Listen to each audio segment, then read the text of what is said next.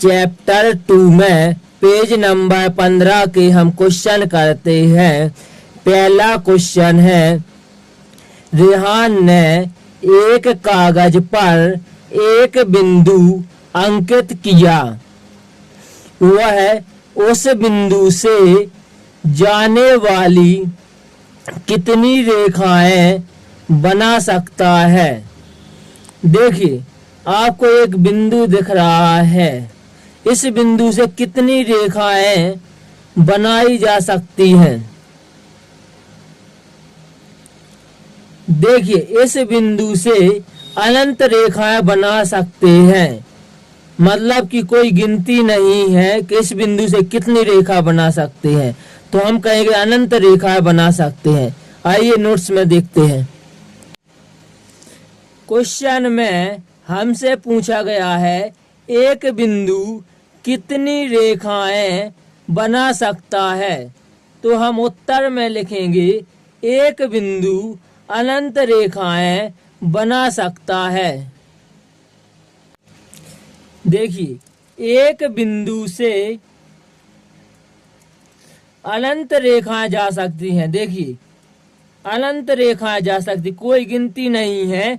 हम इसमें अनंत रेखाएं बना सकते हैं। देखिए, एक बिंदु से हमने किस प्रकार अनंत रेखाएं बना सकते हैं।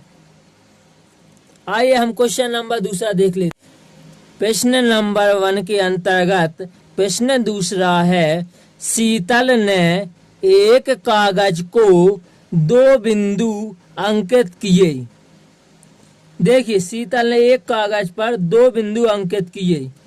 वह उन दोनों बिंदुओं से गुजरती हुई कितनी भिन्न रेखाएं बना सकती हैं। तो देखिए, इससे कितनी रेखा बना सकते हैं। देखिए, एक रेखा बना सकते हैं। आइए हम नोट्स में लिखते हैं। देखिए, क्वेश्चन में लिखा है, दोनों बिंदुओं से गुजरती हुई कितनी भिन्न रेखाएं बना सकती हैं। तो देखिए, हम उत्तर में लिखेंगे, दोनों बिंदुओं से केवल एक रेखा गुजारी जा सकती है। देखिए, दोनों बिंदुओं से केवल एक रेखा गुजारी जा सकती है। प्रश्न 2 है, आकृति 2.4 में दिए गए रेखाखंडों के नाम लिखिए। यह आपको आकृति 2.4 दिख रही है। इसमें रेखाखंडों के नाम लिखना है। आइए सबसे पहले रेखाखंड का मतलब समझ लेते हैं। देखिए, जब 2 बिंदुओं के बीच एक रेखा खींची जाती है तो उसे हम रेखाखंड कहते हैं। तो देखिए, हमें रेखाखंडों के नाम लिखना है इसमें से। देखिए, यह एक बिंदु है, यह एक बिंदु है, तो यह क्या है, रेखाखंड। तो ये क्या हो जाएगा, देखिए, इसमें एल और एम क्या है, रेखाखंड है। देखिए, हम इसके ऊपर एक लाइन खींच देते, इस प्रकार से प्रदर्शित करते हैं रेखाखंड को। अब देखिए, आपको एम और पी भी रेखाखंड दिख रहे होंगे। तो देखिए, एम और पी भी रेखाखंड है। देखिए, अब आपको पी और क्यू भी रेखाखंड दिख रहे होंगे।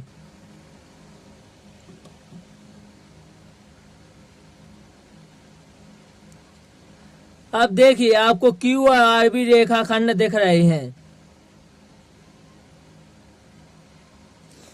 आगे प्रश्न में पूछा गया है, 5 अंकित बिंदुओं में से, देखिए 1 2 3 4 5 बिंदुओं में से कौन से केवल एक रेखाखंड पर स्थित हैं।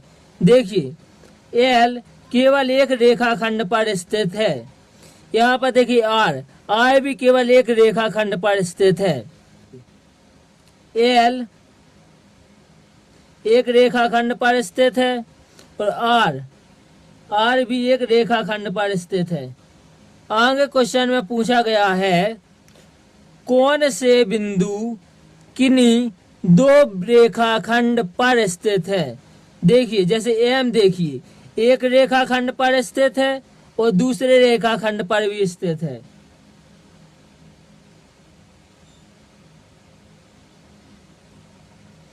इसी प्रकार देखिए P एक रेखाखंड पर स्थित है और दूसरे रेखाखंड पर भी स्थित है। अब देखिए Q भी आपको दो रेखाखंड पर दिख रहा है, एक यह रेखाखंड या एक रेखाखंड।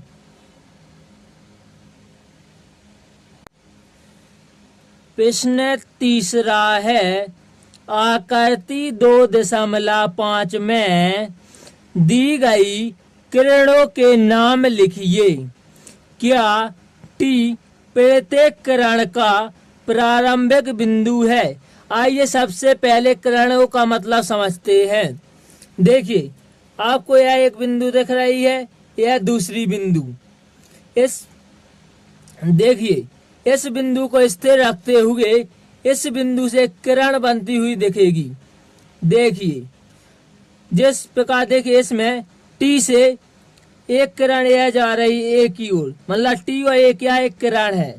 इसमें देखिए T और N एक किरण है, T और B क्या है किरण है। आइए तो हम उत्तर में लिख लेते हैं, T और A क्या है किरण है। इसे हम इस प्रकार प्रदर्शित करते हैं। अब देखिए T और N,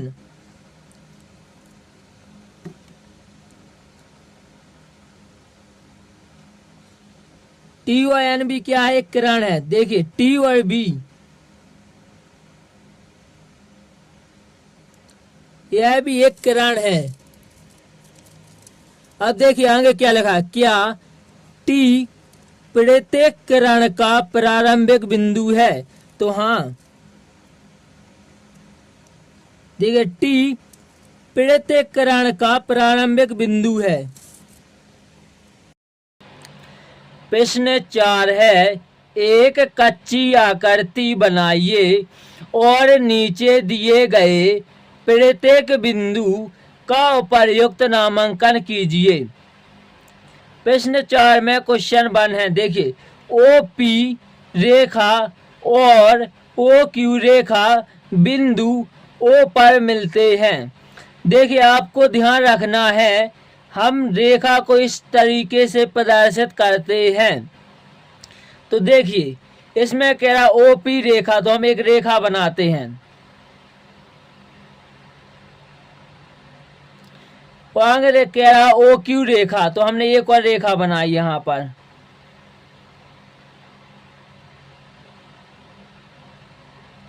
अब देखिए बिंदु O पर मिलते हैं, तो हमने यहाँ पर O लिख दिया।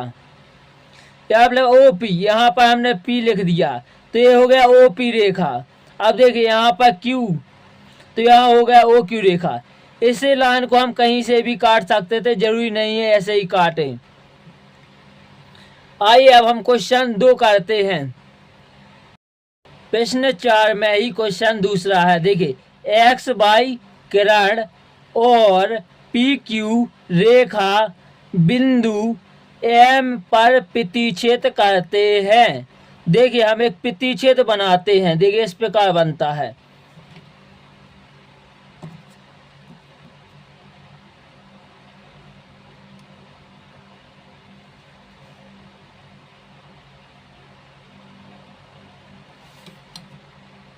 अब देखिए यहाँ पर XY क्या किरण है, तो देखिए हमने इस तरीके से इसे बना दिया है। यहाँ पर रख दिया X, यहाँ पर रख दिया Y। यहाँ देखिए यह रेखा का चिन्ह बना हुआ है, तो देखिए हमने इसे इस तरीके से प्रदर्शित किया है। यहाँ पर रख दिया P, यहाँ पर Q, और क्या कह रहा है M पर प्रतिच्छेद करते हैं, तो यहाँ पर हमने M बना दिया। आइए हम अगला क्वेश्चन देखते हैं। प्रश्न 4 के अंतर्गत ही क्वेश्चन तीसरा है रेखा 1 पर बिंदु E और F स्थित है पर बिंदु D स्थित नहीं है। देखिए सबसे पहले हम रेखा 1 बना लेते हैं।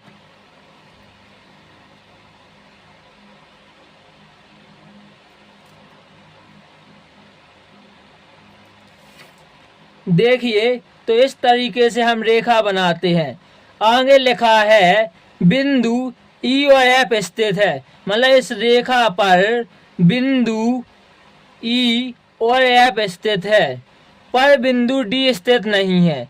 डी इस रेखा पर स्थित नहीं है और कहीं पर भी आप लिख सकते हो, जैसे कि हमने यहाँ पर लिख दिया है। देखिए आगे प्रश्न में लिखा है बिंदु P ए और बी पर स्थित है। देखिए हमने ए और बी एक रेखा बनाई है, इसमें बिंदु P स्थित है। कहीं पर भी हम बिंदु P लिख सकते हैं, यहाँ पर लिख दें, चाहे यहाँ पर चाहे यहाँ पर।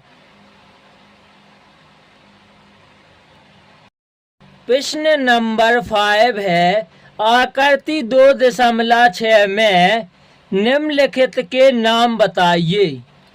देखिए सबसे पहले क्वेश्चन पूछा गया 5 बिंदु। देखिए हमें इसमें 5 बिंदु बताना है। देखिए 1 2 3 4 और 5 यह बिंदु है। देखिए डी क्या एक बिंदु है, ई ओ बी और सी यह क्या है 5 बिंदु हमने बता दिए। आगे क्वेश्चन में पूछा गया है एक रेखा। देखिए जब हम इस बिंदु से अनंत लाइन बना सकते हैं, अनंत रेखा तक खींच सकते हैं, और देखिए इस बिंदु से भी हम लाइन को अनंत तक खींच सकते हैं, तो इसे हम क्या कहते हैं, रेखा कहते हैं। आपको इस चित्र में देख रहे होंगे कि रेखा कौन सी होगी। देखिए यह एक बिंदु है, यह एक बिंदु है, इससे एक रेखा यह लाइन खींची गई अनंत तक, और यहाँ से यहाँ पर एक अनंत लाइन खींची गई है। तो हम एक रेखा बता सकते हैं डी और बी एक रेखा है। देखिए डी और बी एक रेखा है। रेखा को हम इस तरीके से प्रदर्शित करते हैं। देखिए अब हमें 4 किरणें बताना है। किरणें देखिए क्या कहलाती है, एक बिंदु को हम स्थिर रखते हैं और दूसरे बिंदु से अनंत तक लाइन खींचते जाते हैं। देखिए हमने इस बिंदु को स्थिर रखा, यहाँ से देखिए हम लाइन खींचते जाएंगे, यह क्या है, किरण है। देखिए तो हमें किरण बताना है।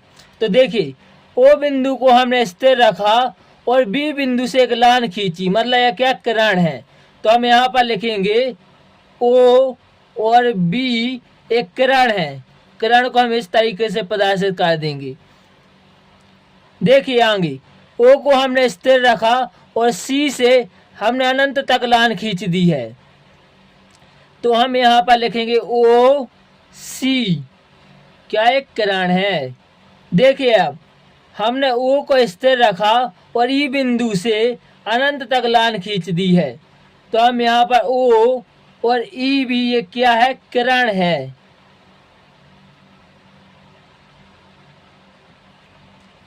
अब देखिए यहाँ ओ को हमने स्थिर रखा और डी से एक लाइन खींच दी अनंत तक, तो ओ और डी भी क्या है, किरण है।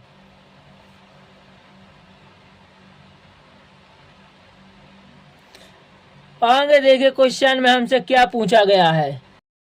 देखिए आपको यह 2 बिंदु दिख रही हैं, इनके बीच जब हम एक लाइन खींचते हैं तो इसे हम कहते हैं रेखाखंड। अब हमें क्वेश्चन में पूछा गया 5 रेखाखंड के नाम बताना है। इसमें देखिए आपको एक यह बिंदु दिख रहा है, यह एक बिंदु, इनके बीच लाइन है, तो यह क्या, एक रेखाखंड है। तो हम यहाँ पर लिख देंगे डी और ई क्या है, रेखाखंड है। आगे देखिए आपको ए एक बिंदु दिख रही है, यह भी एक बिंदु दिख रही है, और इनके बीच एक लाइन बनी हुई है, मतलब यह क्या, एक रेखाखंड है। तो हम यहाँ पर लिखेंगे ई और ओ रेखाखंड। रेखाखंड को हम इस तरीके से प्रदर्शित करते हैं। आगे देखिए ओ और सी बिंदु के बीच एक लाइन बनी है, मतलब यह भी क्या, एक रेखाखंड है। तो हम यहाँ पर लिखेंगे ओ और सी क्या एक रेखाखंड है? आगे देखिए, ओ और बी बिंदु के बीच एक लाइन है, मतलब यह भी क्या एक रेखाखंड है। तो देखिए हम यहाँ पर लिखेंगे ओ बी रेखाखंड है। आगे देखिए, ओ और डी बिंदु के बीच भी एक लाइन बनी है, मतलब यह भी एक क्या है रेखाखंड है। तो हम यहाँ पर लिखेंगे ओ और डी क्या रेखाखंड है।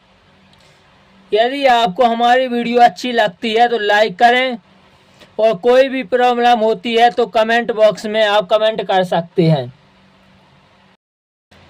प्रश्न 6 है, आकृति 2.7 में OA एक किरण है। यह O से शुरू होती है और बिंदु A से गुजरती है। यह बिंदु B से भी गुजरती है।